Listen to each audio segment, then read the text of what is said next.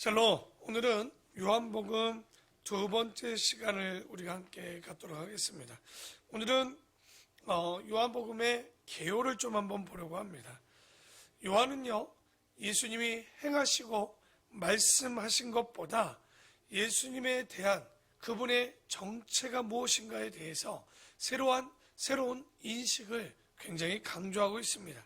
그래서 요한의 귀에는요, 다른 어떤 것보다 예수님의 말씀 속에서 묻어나는 특별한 언어에 지금 주목을 하고 있습니다. 그러니까 그 예수님이 하신 말씀은요, 일반 사람이 입에 담을 수 없는 그런 이야기를 합니다. 예를 들어서 그게 뭐냐? 나는 뭐뭐이다 라는 말을 합니다. 그러니까 자기의 정체를 정확하게 드러냅니다. 나는 누구다. 그것을 헬라어로 보면 에고 에임이라고 합니다. 나는 누구이다. 그런데 이게 우리는 굉장히 은혜죠. 왜냐하면 주님은 나는 생명의 떡이다. 은혜죠.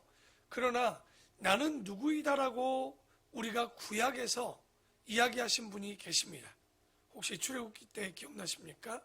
모세에게 하나님이 나타나서 자신의 정체를 얘기합니다. 뭐라고? 나는 스스로 있는 자다라고 얘기합니다. 다시 말해 유대인의 입장에서 예수님이 하는 지금 나는 뭐뭐이다라고 얘기하는 건요, 잘 보면 신성 모독입니다. 자신을 누구다라고 얘기할 수 있는 분은 누구밖에 없었던 거예요. 그 전까지는 하나님 외에는 다른 누구도 자신의 정체를 누구다라고 얘기하지 못합니다. 그런데 예수님은 요한에 들려졌던 예수님의 이야기는 7가지로 나옵니다. 뭐냐? 나는 생명의 떡이다. 나는 세상의 빛이다. 나는 양의 문이다. 나는 우리 시편에도 얘기하지만 선한 목자다. 나는 부활이요 생명이다. 나는 길이요 진리요 생명이다. 나는 참 포도나무요 나무다라고 얘기합니다. 그러니까 자기의 존재를 정확하게 정의하는 분은 하나님밖에 없습니다. 우리가 여러분 자신을 뭐라고 정의할 겁니까? 나는 그리스도인이다? 그 정의조차도 어쩔 때는 부끄러울 때가 많이 있죠. 나는 권사다? 나는 가수다? 옛날에 이런 얘기들 많이 있었죠. 그러나 믿음 안에 있는 우리가 고백할 수 있는 건 딱 하나밖에 없어요. 세리의 기도죠. 나는 죄인이다. 그거 말고는 솔직히 우리의 정체를 내가 딱히 뭐라고 할 수 있을 만한 것이 없는 거죠. 그러나 예수님께서는 자기의 이런 정체들을 정확하게 이야기하고 있는 거예요. 그리고 요한을 보면요, 요한이 주목하는 것을 볼 때 다른 이적 이런 여러 가지 것들에 관심을 다 보이지 못합니다. 그래서 요한이 이런 얘기하죠. 그런 예수에 대한 이야기를 다 쓰려면 이 세상이라도 그 기록물을 두기에 뭐 하는 거예요? 부족할 줄 자기가 안다는 거예요. 다 기록할 수 없어요. 그러니 요한은요, 그 이적 기사 중에 마태와 마가가 기록한 것 외에, 누가가 기록한 것 외에 아주 특별한 것 7개만 유대인들의 치른 완전한 수죠. 그 7개를 정확히 주목한 이적들을 이야기합니다. 첫째, 물로써 포도주를 만들었다. 무엇을 얘기합니까? 바로 질의 초월을 얘기합니다. 그러니까 우리가 가나의 혼인잔치, 오늘 거기까지 한번 보려고 하는데, 방금 항아리에 물을 채우다가 아구까지 채우라고 해서 채웠더니 이게 뭐가 되는 거예요? 가장 좋은 포도주가 됐다는 거예요. 제자들 생각해봐야, 야, 이거 포도주 장사하면 끝내는 거 아닙니까? 그러니까 물 담아놓고 포도주가 되니 이거 떼돈 버는 것 아니겠어요? 그러나 이걸 보여주고자 하는 목적은 뭐냐면 물질, 바로 질을 초월하시는 예수님. 그리고 우리가 너무나도 잘 아는 오병이어의 기적은 뭘까요? 바로 양을 초월하시는 예수님. 그리고 왕의 신하의 병을 고치시는 게 나옵니다. 그 왕의 신하의 병을 고치실 때 예수님이 직접 가지 않고 원격으로 처리해버리죠. 그게 뭡니까? 공간을 초월하시는 예수님. 그게 우리가 공간을 초월하시는 예수님 또 보이는 게 뭡니까? 제자들에게 나타날 때 문을 열지 않고 그냥 벽을 뚫고 들어가서 보여주시죠. 공간을 초월하시는 예수님. 또 베데스다에 38년 된 환자를 고치시는데 이 38년이요. 여러분 38년 됐으면 고칠 수 없다는 얘기입니다. 그런데 그 38년 된 병자에게 앉은 병에게 어떡합니까?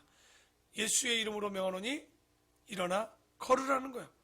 오래됐는데요. 그러나 시간을 초월하시는 예수님입니다.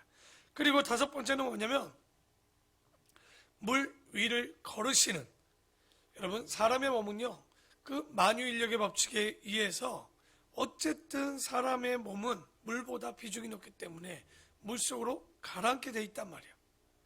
그런데 그렇지 않는 거 바로 자연의 법칙을 초월하시는 우리 예수님을 얘기하죠.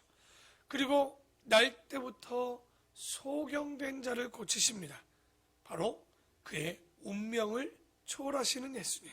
그리고 일곱 번째, 우리가 너무나도 잘 아는 죽은 나사로를 살리는 것, 바로 이것은 죽음을 초월하시는 예수님이라는 거예요. 그러니까 요한이 이렇게 일곱 가지로 계속 이야기하고 있는 이유가 뭘까요?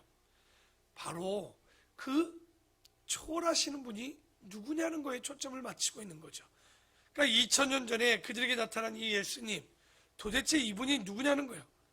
그러니까 우리가 그런 분을 어떻게 모셔야 되는가, 우리 이 요한복음을 읽는 독자에게 묻고 있습니다. 요한이요 직접적으로 이야기하지 않았습니다. 도대체 예수가 누구냐라고 우리에게 묻지 않아요. 그러나 묻지 않으면서도 굉장히 강요하는, 대답을 강요하는 것처럼 글을 써놨던 거죠. 그러니까 우리의 신앙과 내면의 대답을 요구하는, 여러분이 묻는 예수는 누굽니까? 내가 믿는 예수는 누굴까요? 내가 믿는 하나님은 누굴까요? 라고 질문하지 않아요. 그런데도 대답할 수밖에 없죠. 그래서 그 글을 읽는, 결국은 도마의 입술을 통해서 그분이 누구인가를 얘기합니다. 도마의 고백은 뭡니까? 요한복음에 나의 주님이시고 나의 하나님이시다까지 가는 거예요. 그러니까 거기까지 요한이 끌고 가는 거죠. 굉장히 놀랍지 않습니까? 요한의 글도 보면요 굉장히 그 글이 수려합니다. 그러니까 아름답고 짧고 문장이 길지 않아요. 짧은데도 굉장히 고차원적인, 그러니까 마태마가 누가와는 다른 차원의 이야기를 하는 것이 요한복음입니다. 그래서 한때 성경을 가지고 영어 공부하는 사람들이 많은 본문들을 가지고 공부하려고 했지만 제일 먼저 기초를 하는 사람들이 영어 공부하고 영어를 암송할 때 쓰는 문장과 책이 뭐냐? 요한복음입니다. 그러니까 바울 서신이나 누가복음 이런 거 굉장히 어려워요. 그러니까 그들이 글을 써놓을 때 쉽게 써놓지 않았죠. 근데 요한은 요한복음 14장 6절 보면요, 여러분도 영어 조금 하면 돼요. 내가 곧 길이요 진리요 생명이니 나로 말미암지 않고서는 아버지께 올 자가 없다. 뭐 그 앞에 그만 보면요, 나는 길이다. 영어 잘 모르는데요. I am the way. 나는 길이다. 그리고 뭐만 붙이면 되냐면 and the truth. 진리다. and the life. 생명이다. 라고 얘기합니다. 그러니까 그 영어를 보면요, 마테마가 누가와는 다르게 굉장히 짧게 우리가 하나 한 절 한 절 외우기가 쉬운 절이 요한복음입니다. 그처럼 글을 굉장히 짧지만 핵심적으로 사람들에게 글을 잘 기록한 사람이 요한복음이지 않나 생각하는데요. 그리고 우리가 첫 시간에 봤죠. 요한을 예수님께서 끝까지 남기신 이유가 뭘까요? 이게 많은 사람들이 성경을 기록하고 난 뒤에 30년을 더 살거든요. 그러니까 그 30년 동안 뭐 한 거예요? 마지막까지 빠진 게 무엇이 있는가 확인하고 기록되지 못한 것들, 그것을 다 챙겨서 기록한 사람이 요한입니다. 그러니까 수련회 끝나고 나서 야 수건 잊어먹은 사람 누구냐? 그거 찾아줄 사람이 요한인 거예요. 왜?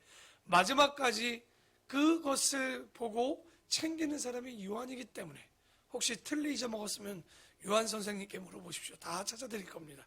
그러니까 그만큼 다 챙겨놨다가 예수님 돌아가시고 난 이후 60년 뒤에도 기록할 수 있는 대단한 실력자가 요한이지 않나 싶은데, 그 요한에만 나오는 기사가 그래서 또 있습니다. 우리가 누가복음에 나오는 기사 31가지를 우리가 뭐 한 주간을 보았는데, 우리가 요한복음에만 나오는 또 기사가 있어요. 또 한번 살펴볼 만하겠죠. 우리가 한번 볼까요? 요한복음 2장입니다. 우리가 다른 복음서에 없는 가나에서 일어나는 혼인잔치에 대한 이야기가 나옵니다. 아마 좀 전에 얘기했죠. 물이 포도주로 바뀌었다는 건 무엇을 초월하시는? 질을 초월하시는 바로 그 예수님의 공생의 사역을 우리가 한번 보려고 하는데요. 그러니까 이런 거 공부할 때 제발 이런 거 하면 안 돼요. 물이 뭐냐? 포도주가 뭐냐? 이걸 얘기하는 게 아니에요. 물은 뭡니까? 그냥 물입니다. 포도주는 당연히 그냥 포도주를 얘기하는 거야. 자, 2장 1절에 보면 나의 자녀들아 내가 이것을 너희에게 쓰면 너희로 죄를 범하지 않게 하려 함이라. 만일 누가 죄를 범하여도 아버지 앞에서 우리에게 대언자가 있으니 곧 의로우신 예수 그리스도시라. 그는 우리 죄를 위한 화목제물이니 죄송합니다. 네, 지금 요한일서를 찾고 있었네요. 네, 죄송합니다. 2장입니다.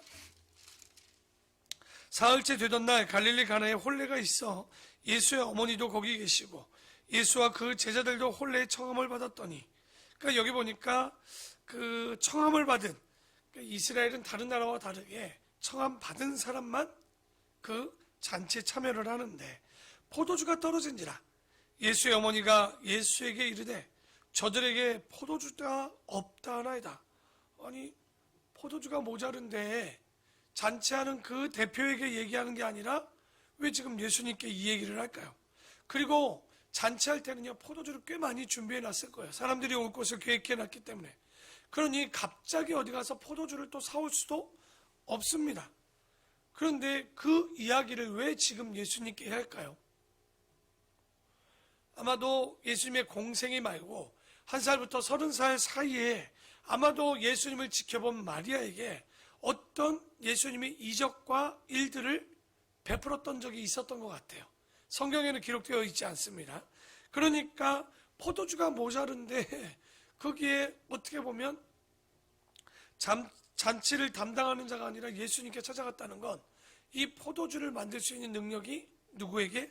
예수님께 있다라는 걸 알고 있었겠죠. 그러니까 예수께서 이르시되 여자여 나와 무슨 상관이 있나이까? 내 때가 아직 이르지 아니하였나이다. 그러니까 우리가 번역을 이렇게 해놓으니까 굉장히 예수님이 엄마 보고 여자여 그러니까 뭐 어떤 느낌이 듭니까? 뭐 언짢아하고 귀찮아하고 뭔가 이게 좀 버릇없어 보이기도 하죠. 그러나 이거 여자여라는 말은 어머니 보고 여자여 하면 안 됩니다. 한 대 맞습니다. 그 헬라어 귀나이는 뭐냐면 여성을 극존칭으로 높여 부를 때 우리가 이야기를 하는 거예요. 그러니까 이거 정확히 얘기하면 뭐라고 하는 게 더 나을까요? 마리아 여사님, 제가 뭐 책임져야 될 것이 있겠습니까? 느낌이 완전히 다르죠. 우리말로 그냥 읽으면 여자요, 내가 무슨 상관이 있냐니까? 나한테 왜 이러십니까? 내가 뭐 그 포도주 만드는 사람도 아닌데 왜 이럽니까? 이런 느낌이 아니라 실제는 마리아 여사님, 제가 뭐 책임져야 될 것이 있습니까? 그러니 예수님이 뭐라고 합니까? 내 때가 아직 이르지 아니하였나이다. 항상 주님은 카이로스, 크로노스 가운데 바로 예수님의 때, 하나님의 때, 크로노스의 때가 지금 이르지 아니하였는데요. 그랬더니 5절에 그의 어머니가 하인들에게 이르되 너희에게 무슨 말씀을 하시거든 그대로 하라 하시니, 그러니까 지금 마리아가 믿는 구석이 있는 거죠. 그러지 않으면 예수님께 이런 부탁도 안 했을 거예요. 그런 분명히 예수님이 어떤 이적을 펼칠 것에 대한 그 믿음과 그것을 할 것에 대한 짐작을 확실히 볼 수 있는데 거기에 유대인의 정결 예식을 따라 2-3통 드는 돌 항아리 6이 놓였는지라. 2-3통이 한 통이 2마일 정도 되거든요. 그러면 그 항아리 안에 4마일 정도 들어가니까 거기 그렇게 들어가는 6이 돌 항아리가 있으니까 굉장한 많은 양입니다. 아니 지금 다 끝났는데 뭘 이렇게 많이 채우나 모르겠어요. 그런데 예수께서 그들에게 말씀하십니다. 뭐라고 하냐면 항아리에 물을 채우라 하신즉 어디까지 채우냐? 그 담는 사람도 믿음이 좋아요. 아구까지 아주 가득 채웁니다. 그러니 이제는 떠서 연회장, 바로 오늘 잔치에 대표되는 사람인 거죠. 그 연회장에게 갖다 주라 하심에 갖다 주었더니 연회장은 물로 된 포도주를 맛보고서는 어디서 났는지 알지 못하되 물동원 하인들은 알더라 깜짝 놀라겠죠. 연회장이 신랑을 불러 말하되 사람마다 먼저 좋은 포도주를 내고 원래 취한 후에 낮은 것을 내고는 그대는 지금까지 좋은 포도주를 줬다가 두었도다 하니라. 예전에 그때나 똑같나 봐요. 술 취하면 술 맛을 모르니까 아무거나 빼놓고 처음에는 좋은 거 이렇게 빼놓고 뒤에는 안 좋은 걸 빼놨나 본데 그게 얼마나 놀랐겠습니까? 이렇게 마시는 걸 이제 빼놓냐? 예수께서 이 첫 표적을 갈릴리, 그러니까 예수님이 공생의 사역의 제일 첫 번째 사역이 뭐라고요? 가나안 혼인잔치에 물이 포도주로. 이 바뀐 이야기가 어디에만 나온다고요? 요한 복음에만 기록되어져 있습니다. 초표적을 갈릴리 가나에 행하여 그의 영광을 나타내니 제자들이 그를 믿으니라. 그럼 제자들이 이때 진짜 예수님이 하나님의 아들로 믿었을까요? 아니요. 3년을 다 따로 다녀도요. 여러분 예수님이 하나님의 아들이라고 가기까지는요. 진짜 믿어지기까지는요. 쉽지 않았어요. 예수님이 십자가에 고난받으시고 죽으시고 부활 때까지도 안 믿었어요. 언제 물었습니까? 부활하신 이후 그들 앞에 나타나시고 승천하고 나서야 성령이 그들에게 강림한 이후에 그들이 완전하게 바뀝니다. 그래서 우리가 성령을 구하여야 되는 이유가 그런 것에 있는 거예요. 우리 마음 가운데 정말 이 믿음이 자랄 수 있도록 여러분 그렇기 때문에 지금 내 신앙이 왜 안 자라지? 너무 이런 거에 정지할 필요 없어요. 예수님의 제자들도 예수님의 처음 따를 때 여기 믿는다라고 얘기했지만 이 믿음은요 굉장히 진짜 말 그대로 겨자씨만한 어떤 것도 할 수 없고 예수님도 부인할 수 있고 예수님을 따를 때 쓰러질 수도 있는 그런 믿음이었겠죠. 완벽하지 않았죠.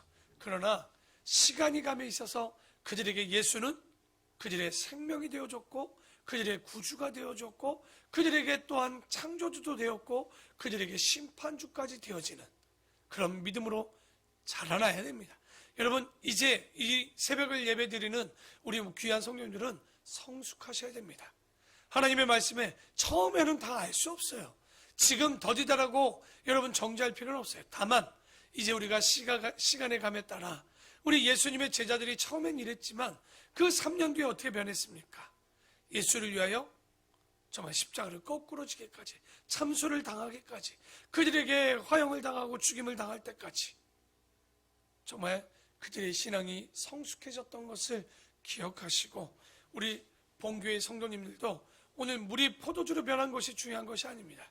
그 이적을 행하신 분이 누구냐? 바로 세상을 초월하시는 바로 우리를 물질과 그리고 양과 그리고 시간과 운명과 공간과 자연의 법칙, 죽음을 초월하시는 주님이심을 그래서 여러분의 입술에 어떤 고백이 되어야 됩니까? 이 주님은 나의 주, 나의 하나님이십니다 라는 고백까지 성령이 충만한 그 고백은 성령 아니고는 할 수 없다고 나옵니다. 그래서 그런 고백을 하는 때까지 나아가고 더 나아가서 우리가 성장하여 열매 맺는 우리 귀한 성도들이 되기를 축원합니다. 기도하겠습니다.